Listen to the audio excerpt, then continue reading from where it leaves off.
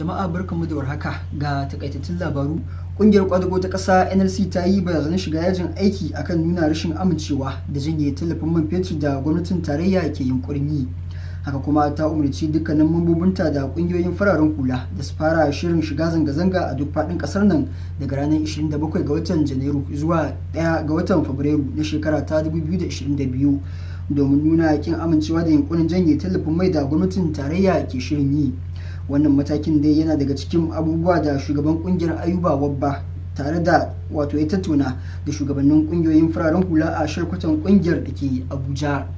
A ƙarshe kuwa gwamnan jihar Borno Babagana Umar Zulum ya ce miƙa wuya da ɗaruruwan mayakan Boko Haram suka yi ya taimaka wajen farfaɗo da harkar noma a wasu yankuna da ke faɗin jihar Borno.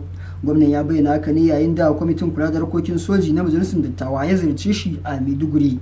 Gwamnan ya ce mafi yawancin manoma sun samu damar komawa gonakinsu wanda hakan ya farfaɗo da harkar noma a faɗin jihar.